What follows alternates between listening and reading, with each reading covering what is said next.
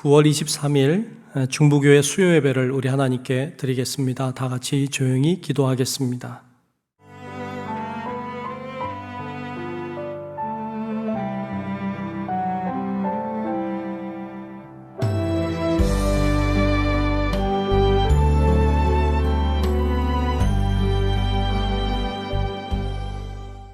복 있는 사람은 악인들의 꾀를 따르지 아니하며 죄인들의 길에 서지 아니하며 오만한 자들의 자리에 앉지 아니하고 오직 여호와의 율법을 즐거워하여 그의 율법을 주야로 묵상하는도다.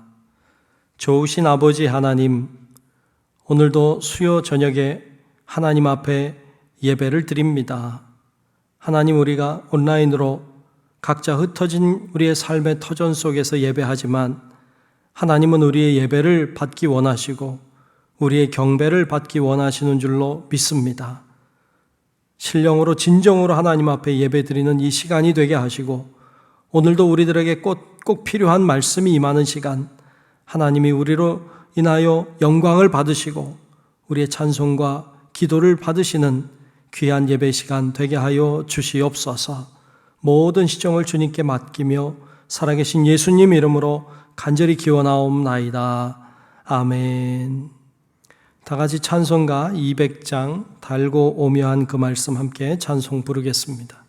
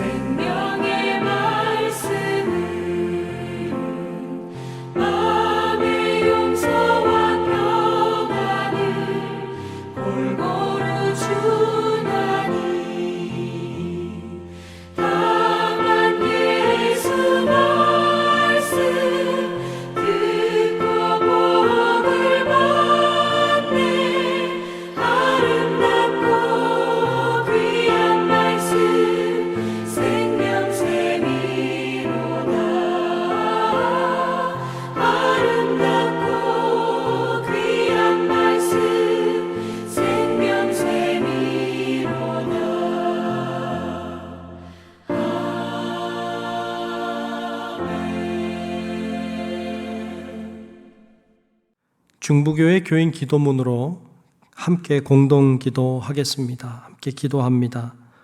혹 내가 하늘을 닫고 비를 내리지 아니하거나 혹 메뚜기들에게 토산을 먹게 하거나 혹 전염병이 내 백성 가운데 유행하게 할 때에 내 이름으로 일컫는 내 백성이 그들의 악한 길에서 떠나 스스로 낮추고 기도하여 내 얼굴을 찾으면 내가 하늘에서 듣고 그들의 죄를 사하고 그들의 땅을 고칠지라. 생사화복을 주관하시는 하나님, 이 땅이 코로나19 바이러스로 인해 고통과 아픔 속에서 신음하고 있습니다. 주여 우리를 불쌍히 여겨 주시옵소서.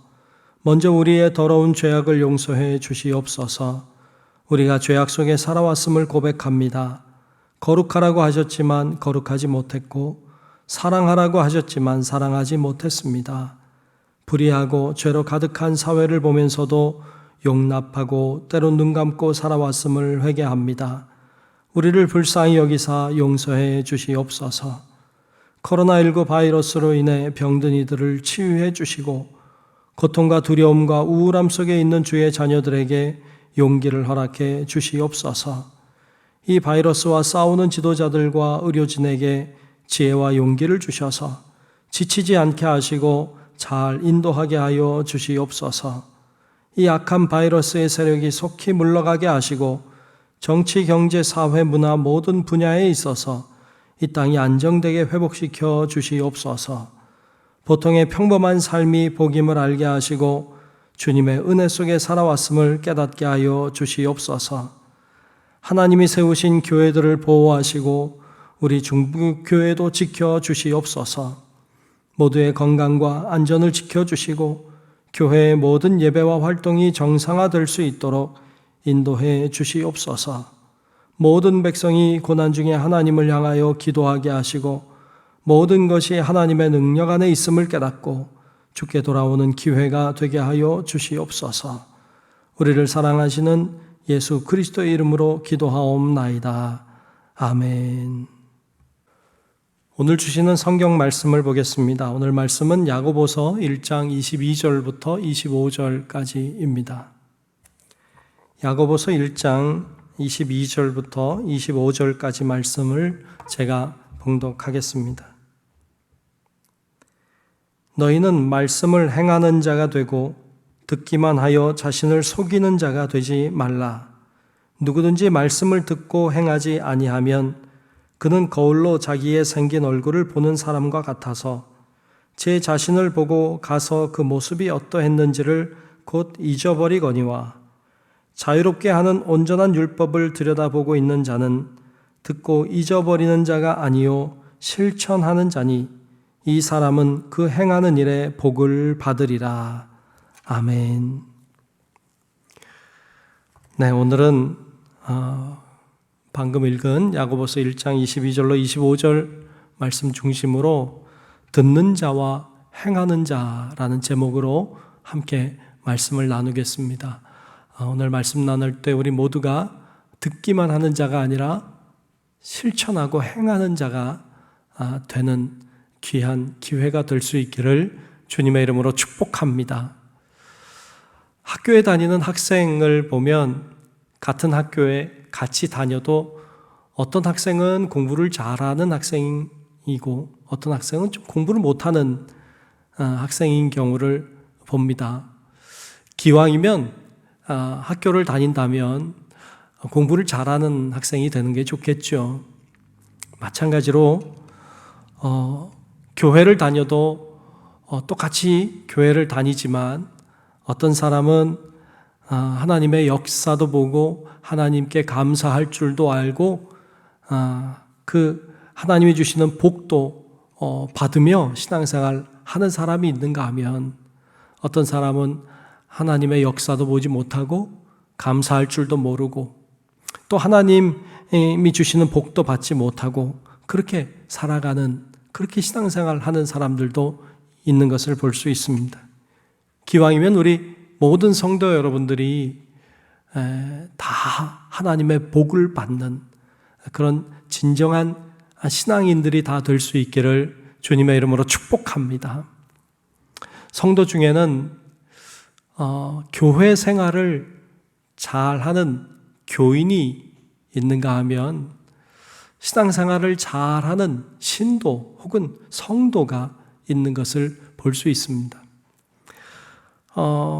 교회 생활 잘하는 교인과 그리고 신앙생활을 잘하는 신도나 혹은 성도와는 비슷하지만 사뭇 다른 점이 있는 것을 볼 수 있습니다. 교회 생활이라고 하는 것은 교회를 좋아하는 것이죠.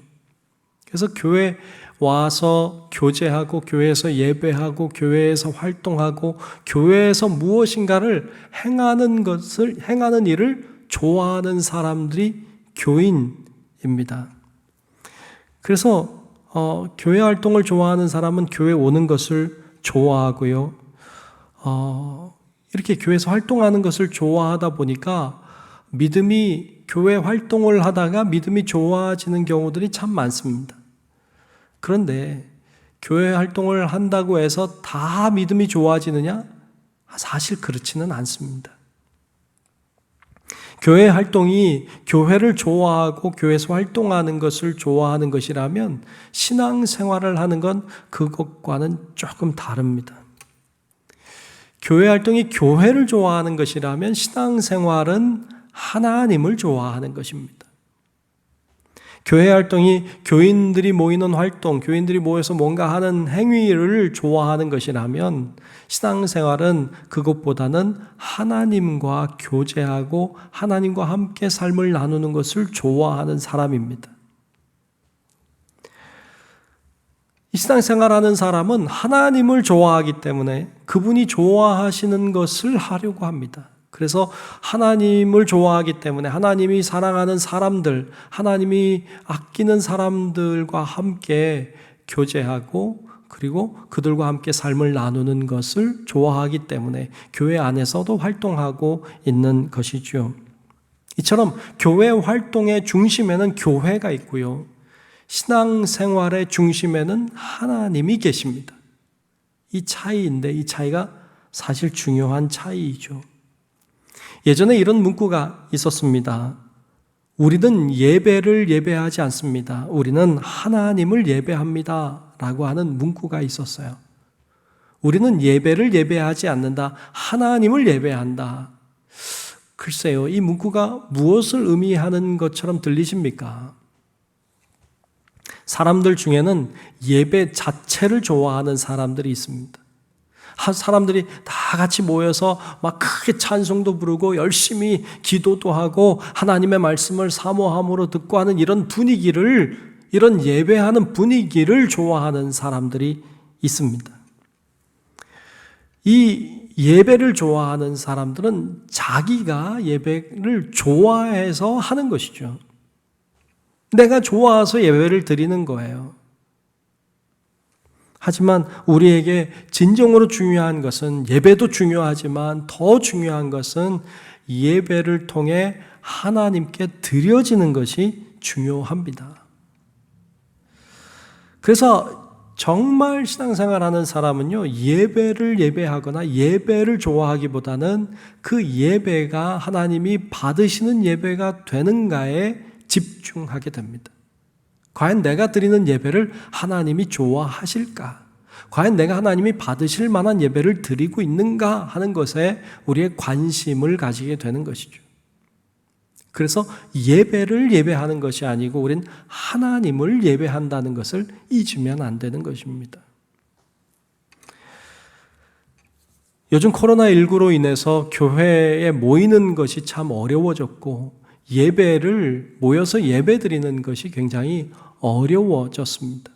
이것은 우리들에게 큰 아픔이고 큰 슬픔입니다만 이 어려움을 통해서 우리로 하여금 좀 보게 하시고 깨닫게 하시는 것들도 참 많습니다. 그 중에 하나가 바로 교회라고 하는 곳이고 그리고 교회에서 드려지고 있는 예배라고 하는 것이죠.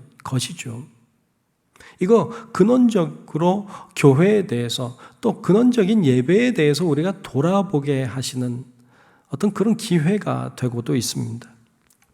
과연 우리가 그동안에 교회에서 모인 그리고 그 활동들이 과연 교회라고 하는 모임에 너무 집중됐던 건 아닌가? 예배라고 하는 우리가 예배를 드리고 있습니다만 그 예배 자체에 너무 집중되고 있었던 것은 아닌가? 과연 우리가 모이고 있는 교회 모임 가운데 하나님이 계셨는가? 우리가 드리는 예배 가운데 정말 하나님은 계셨고 그분은 우리의 예배를 받으셨는가 하는 아주 근원적인 문제들을 생각하고 짚어가게 됩니다. 과연 우리는 하나님을 예배했는가? 과연 우리 교회는 정말로 하나님을 위한 모임이었는가? 과연 우리는 우리 삶 속에서 하나님을 예배하는 삶을 살아내고 있었는가? 라고 하는 이 교회와 예배의 근원적인 문제들을 가지고 고민을 하는 기회가 되기도 합니다. 물론 우리가 오해하면 안 됩니다. 오해하면 안 되는 것은 우리 교회 그리고 예배라고 하는 것이 그렇게 중요하지 않은 것인가? 절대로 그렇지 않습니다. 교회는 대단히 중요하고 예배는 무엇보다도 소중한 것임에 분명합니다. 이 교회와 예배가 아니라면 우리는 하나님을 만날 방법이 거의 없습니다. 교회와 예배가 아니라면 우리는 주님을 향해 가지고 있는 이 믿음, 이 신앙이라는 것을 유지하고 지켜갈 수 있는 방법도 사실 없습니다. 그러기에 이 예배, 교회라고 하는 건 무엇보다 참 소중하고 값지고 중요한 것이지만 그럼에도 불구하고 이 예배, 교회 자체가 하나님보다 중요할 수는 없다는 것입니다. 하나님보다 중요할 수는 없습니다. 과연 우리가 교회와 예배를 하나님보다 더 중요하게 여겼던 것은 아닌가 하는 이런 고민을 하게도 하십니다. 만일에 하나님 없는 예배였다면, 만일에 하나님 없는 교회였다면 이거 얼마나 비참한 일입니까?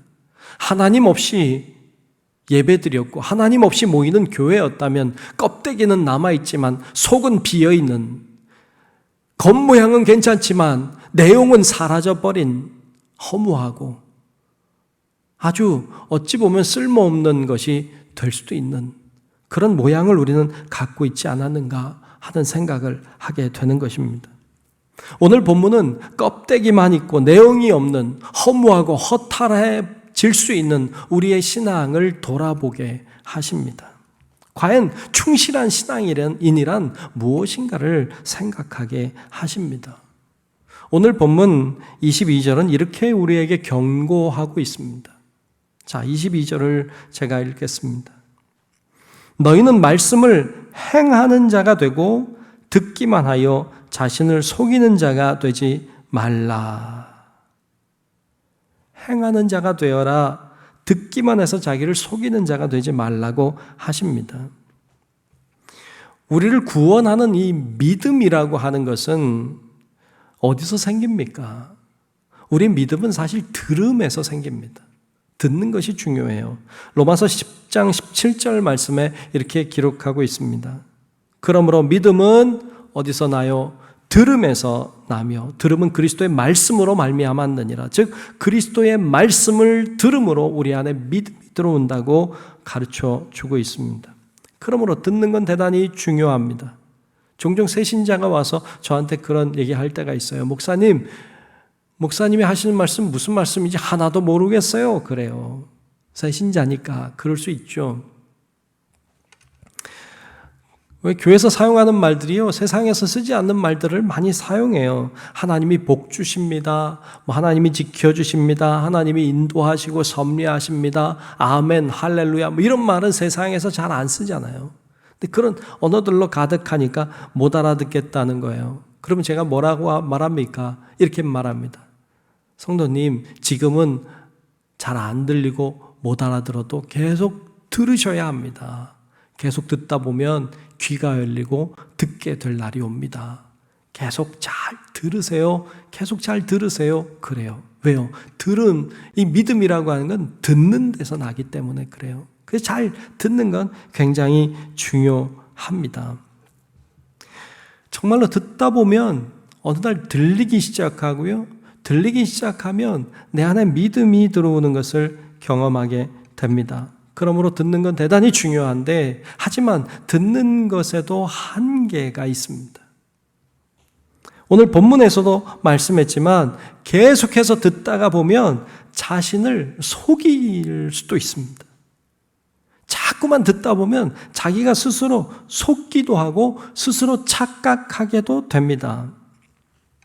계속해서 좋은 말씀들을 듣다 보면요, 마치 자기가 좋은 사람이 된 줄로 압니다. 선하고 착하고 좋은 이야기들, 말씀의 복음에 관한, 천국에 관한 이야기만 듣다 보면요, 내가 마치 난 굉장히 선하고 착하고 굉장히 좋은 사람이 된 것처럼 그렇게 스스로 착각할 수도 있습니다.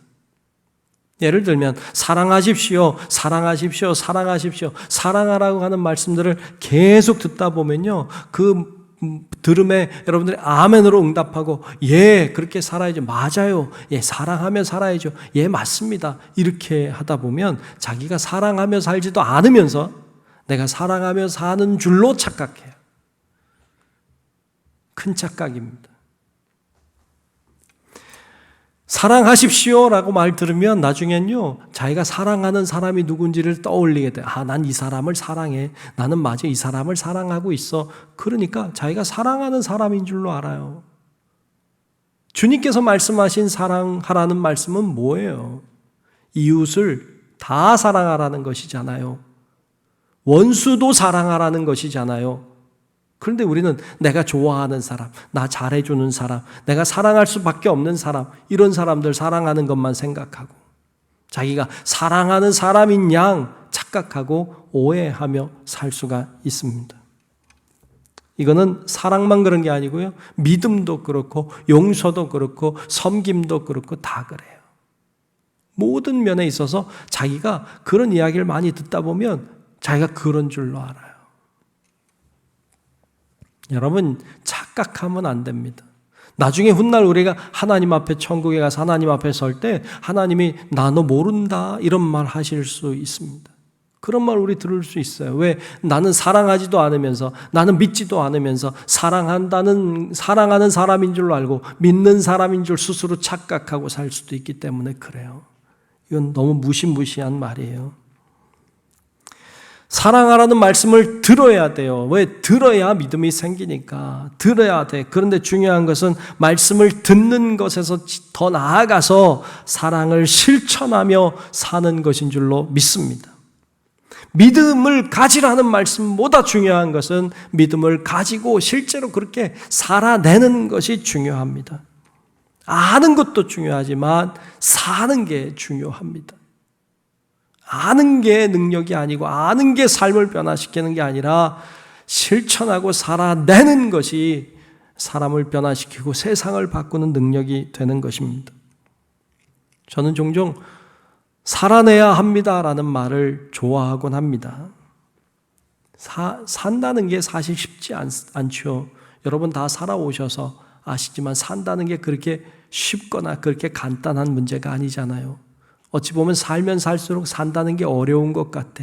어떤 사람들은 그래서 살아내지 못하고 스스로 잘못된 결정을 하는 사람들도 있지 않습니까? 불행한 일입니다. 살아내야 합니다. 그런데 간신히 숨을 쉬면서 그냥 살아내는 것도 중요하겠지만 더 중요한 건 하나님의 말씀을 따라, 하나님이 나에게 주신 사명을 따라 그 삶을 살아내는 것은 정말 중요합니다. 그건 주님이 정말 원하시는 뜻입니다. 그런데 하나님의 말씀을 따라 순종함으로 정말로 그렇게 살아내는 것이 너무 어렵습니다. 너무 힘이 들고 정말 어떻게 하나님의 말씀대로만 살 수 있을까? 소망은 있지만 그렇게 살아낼 능력이 없어서 정말 이기적인 생각과 욕심과 온갖 인간적인 생각이 들어오니까 나도 하나님의 말씀대로 살고 싶지만 살 능력이 없어서, 사랑하고 싶지만 사랑해야 된다는 거 알지만 사랑할 수 없어서, 용서해야 된다는 거 알지만 용서할 수 없어서 그래서 울지 않습니까? 그래서 웁니다. 정말 그렇게 살아내는 게 어려워서 울고 울지만 그래도 하나님의 말씀이기에 그렇게 살아내려고 가는 사람들, 정말 그 사람들이 성도이고 정말 그 사람들이 하나님의 사람들인 줄로 믿습니다. 이것이 하나님이 원하시는 뜻이고 그런 자에게 복이 있다고 오늘 말씀하십니다. 신명기 말씀은 그렇게 말씀대로 순종하며 믿음으로 사는 것이 얼마나 중요한지 우리들에게 너무 많이 반복하여 말씀하고 있습니다. 신명기 말씀 몇 권만 보겠습니다.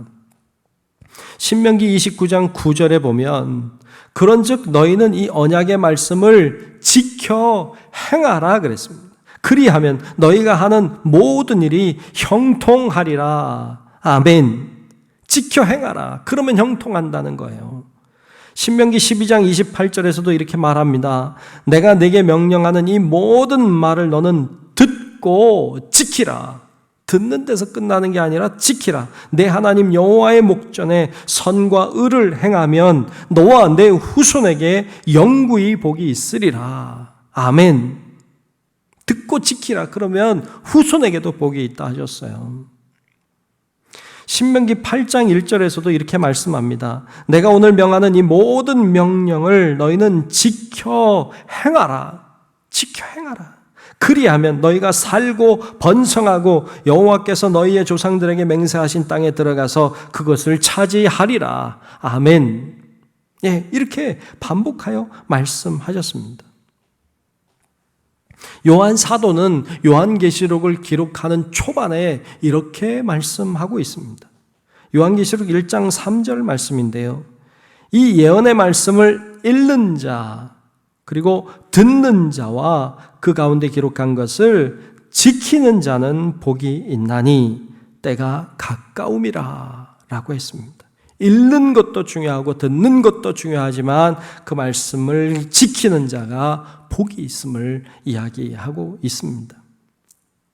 진정 하나님의 복을 받기 원한다면 잘 읽고 잘 듣고 뿐만 아니라 잘 지키는 순종이 필요한 것을 우리들에게 말씀해 주고 계십니다. 우리 성도 여러분들이 말씀을 잘 읽으십시오. 또 잘 들으십시오. 뿐만 아니라 그 말씀에 속지 말고 그 말씀대로 순종하고 실천함으로 여러분들이 하늘의 복을 받고 사는 성도 여러분들이 되시기를 주님의 이름으로 축복합니다. 아무리 밥을 잘 지어도요, 그게 밥통 속에 있는 걸 알아도요, 그 밥을 내가 퍼서 먹지 않으면 배부르지 않습니다. 밥을 본다고 해서 배부른 게 아닙니다. 밥을 먹으면 배가 부르다는 이론을 안다고 해서 배가 부른 게 아닙니다. 배가 부른 능력을 경험하려면 퍼서 먹어야 합니다. 실천하는 실천이 따를 때 그 능력도 따라오는 것입니다. 하나님이 하시는 말씀이 아무리 좋아도, 하나님의 말씀이 아무리 좋아도 그 말씀이 좋다는 걸 안다고 해서 능력이 되는 게 아니고 그 말씀대로 내가 실천하고 삶으로 살아내야 그것이 능력이 되는 것입니다. 그것을 오늘 본문 23절에서는 거울을 보는 것으로 비유하고 있습니다. 자, 23절을 한번 보겠습니다. 누구든지 말씀을 듣고 행하지 아니하면 그는 거울로 자기의 생긴 얼굴을 보는 사람과 같아서 라고 했습니다. 거울로 자기 얼굴을 보는 사람과 같다. 여러분 거울 보십니까? 거울은 뭐 하는 겁니까? 거울은 주로 나를 비춰보는 데 쓰죠. 나를 비춰봅니다. 나의 상태를 점검하는 거예요. 혹시 뭐 묻진 않았나, 뭐 잘못되어 있는 건 아닌가, 뭐 이런 것 살피기 위해서 사용하는 게 거울이지 않습니까? 즉 거울을 통해서 나를 보는 거예요. 나를 점검하는 것이죠. 그게 바로 거울이라는 것이죠. 복음도 그래요. 복음이라고 하는 건 나를 비춰보는 거예요. 복음을 통해서 나는 어떠한가를 보는 것이죠. 이 복음이라고 하는 거울을 통해 나를 비춰보지 않고 다른 사람을 비춰보는 사람은 좀 이상한 사람이에요. 종종 그런 얘기 하시는 분들이 계세요. 목사님, 이번 주 설교는요, 꼭 저에게 하시는 말씀 같았어요. 목사님 말씀이 꼭 저를 잘 알고 하시는 말씀 같아요. 뭐 이렇게 얘기하시는 분들 계세요. 예, 맞아요. 제가 하는 말 아니지만 하나님이 하시는 말씀인데 여러분 당신에게 하시는 말씀이에요. 복음을 통해, 말씀을 통해, 설교를 통해 나를 비춰봐야 돼요. 이게 거울이고 이게 복음이에요. 그런데 문제는 뭐냐 하면, 문제는 거울을 본 다음이 문제예요. 거울을 본 후에는 내 얼굴을 잊어버려요. 그러기 쉽죠. 거울을 봤어요. 그 다음에도 계속 내 얼굴을 기억하는 사람 많지 않을 거예요. 그 다음에 내 얼굴을 금방 잊어버려요. 그래서 더 이상 나를 돌아보지 않아요. 복음도 마찬가지로 복음을 접했을 때는 나를 비춰보고 내가 죄인이구나 깨달아. 그런데 복음만 이제 더 이상 비춰지지 않으면 나는 잊어버리고 살아요. 그래서 오늘 본문 24절에는 이렇게 말씀합니다. 제 자신을 보고 가서 그 모습이 어떠했는지를 곧 잊어버리거니와. 잊어버려요. 복음을 통해서 나 자신을 비춰봤었는데 곧 잊어버려요. 그래서 실천하는 삶을 살아낼 수가 없어요. 왜? 잊어버렸으니까. 잊어버려서 실천을 못해. 실천 못하니까 하나님의 복을 받을 수 없어요. 이렇게 흘러가는 우리가 교인이 될 수 있습니다. 이것이 문제입니다. 설교 말씀을 들어요. 듣고 하나님을 생각할 때는 깨달아요. 정말 맞아. 아멘. 옳습니다. 맞아. 그렇게 살아야지. 이렇게 합니다만 곧 잊어버려요. 여러분 우리 잘 잊어버리잖아요. 이번 주일 설교가 무엇입니까? 라고 물으면 많이 잊어버리잖아요. 제목부터 잊어버리고 내용 다 잊어버리고 다 잊어버렸는데 어떻게 그렇게 살아요? 잊어버렸는데 어떻게 그렇게 살아요? 그렇게 살지 않으니까 하나님의 복도 없어요. 이게 우리가 살아가고 있는 삶의 모습일 수 있습니다. 말씀을 들을 때는 맞아, 아멘. 그런데 그 다음엔 돌아서면 다 잊어버려요. 그러니까 우리는 뭐 따라 살아요? 습관 따라 살아요. 그리고 살던 대로 살아요. 여러분 습관을 따라 살고 말씀 따라 살지 않아요. 하나님의 뜻을 따라 살지 않고 내가 살던 대로 살아요. 그러니까 시간은 흘러가지만 하나님의 역사를 경험하지 못해요. 뭔가 믿음으로 도전하는 게 있어야죠. 살던 대로 사는 게 아니라 하나님의 말씀대로 도전하는 삶이 있어야죠. 그냥 습관 따라 사는 게 아니라 하나님의 말씀 따라 이번 주는 살리라 하고 결단하고 나아가는 게 있어야지. 그래야 하나님의 역사도 있고 하나님의 기적도 있고 능력도 경험하는 것인데 그냥 늘 습관대로 살아요. 늘 살던 대로 살아요. 하나님의 역사가 일어나지 않아요. 성경에 보면 하나님이 모세를 부르십니다. 그리고 내 백성 이스라엘을 구원하기 위해 너 애굽으로 들어가라. 하지만 모세가 안 가겠다는 거예요. 못한다는 거예요. 자기는 40년 동안 광야에서 목자로 살았으니까 그냥 목자로 계속 살겠다는 거예요.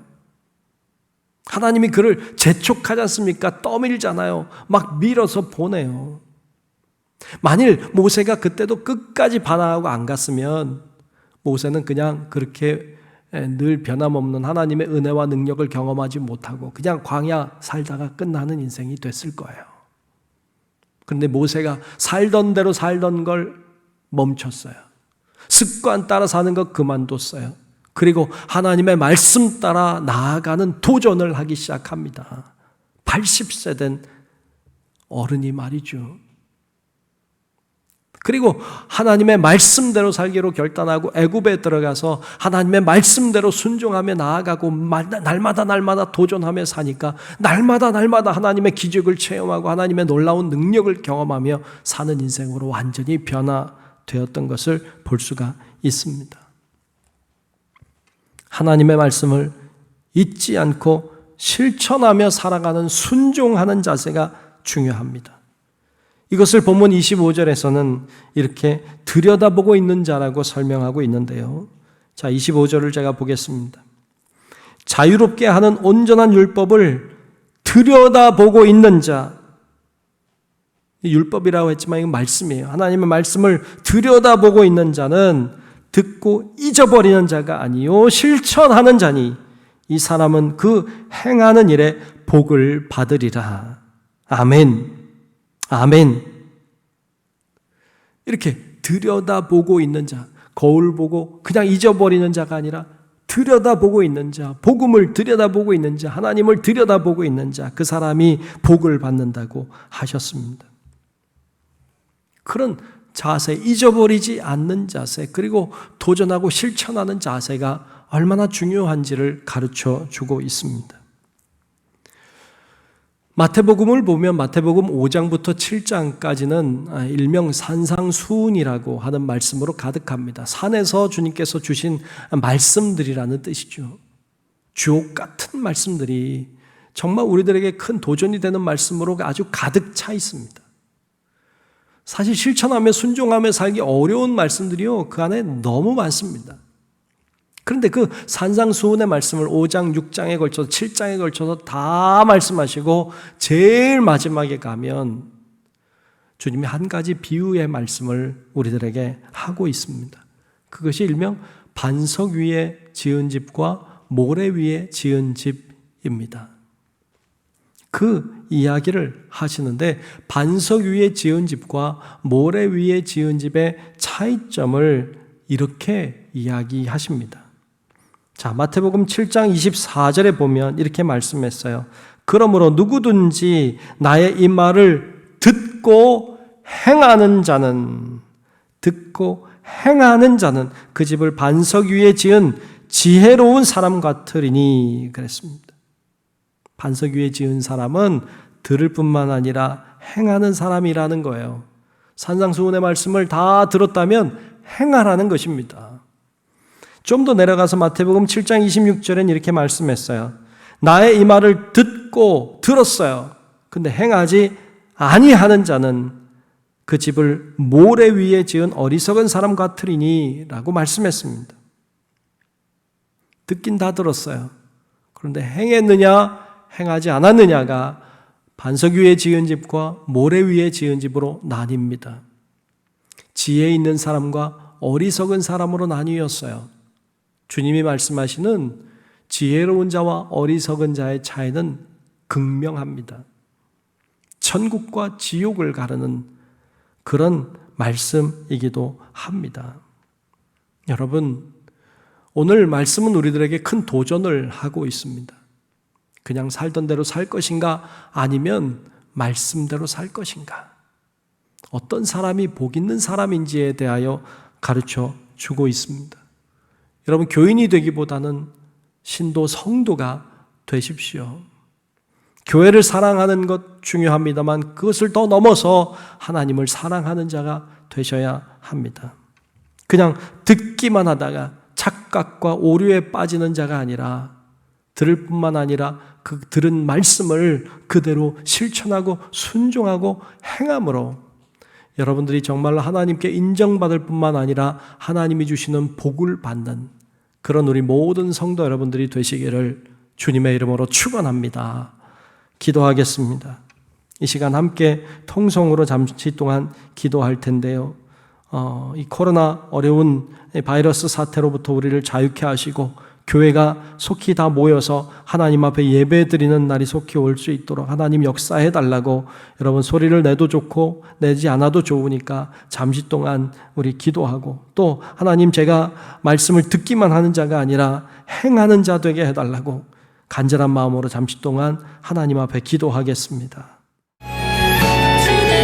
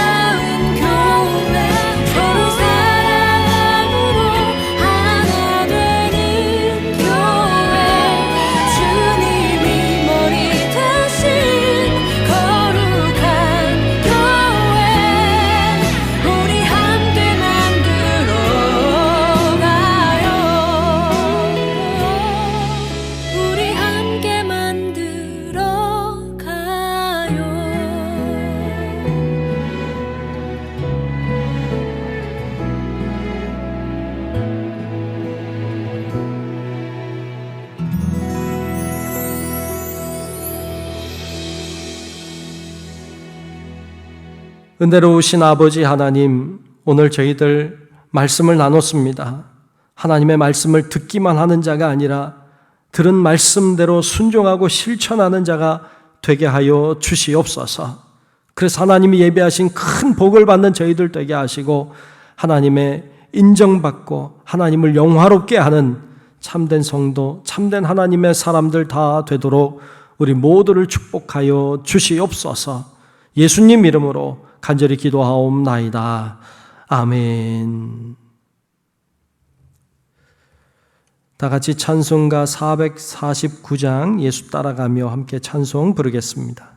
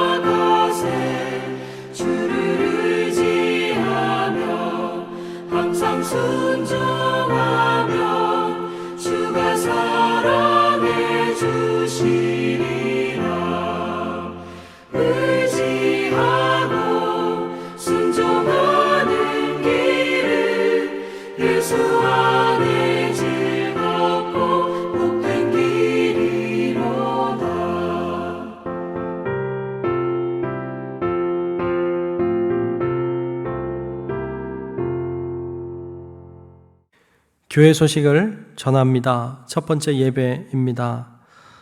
주일 예배와 수요 예배만 현재 우리가 온라인 예배로 비대면으로 드리고 있습니다.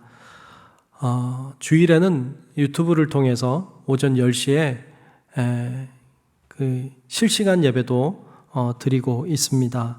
예배에 어떤 모습으로든지 잘 참여하시기를 바랍니다. 이번 주일 예배도 현재로서는 좀 어려울 것 같습니다. 비대면 온라인으로 예배를 드리게 될 것 같습니다. 여러분들이 그렇게 아시고 속히 모일 수 있기를 위해서 기도해 주시고 주중에 그 목회 서신을 통해서 더 자세한 것들은 공지하도록 그렇게 하겠습니다. 두 번째, 교회학교와 중고등부입니다. 어른들 모임이 어려운 것도 참 큰 문제이지만 교회학교 어린이들 또 중고등부 학생들, 청년들의 문제는 더 심각합니다. 여러분, 자녀들의 신앙은 부모님들이 잘 지켜주셔야 되고 잘 관리해 주셔야 합니다. 영상을 통해서 예배와 공과가 진행이 되고 있습니다. 잘 도와주시길 바랍니다. 기도입니다. 우리 중부교회 교인 기도문으로 매일 오후 9시에 기도하고 있는 거 기억하시고 혹시 시간을 못 맞추시더라도 기도하는 거 잊지 말고 기도해 주시길 바라고요. 연속 기도에도 계속해서 잘 기도해 주시기를 바랍니다. 다 같이 찬송가 620장 여기에 모인 우리 1절 함께 찬송 부르겠습니다.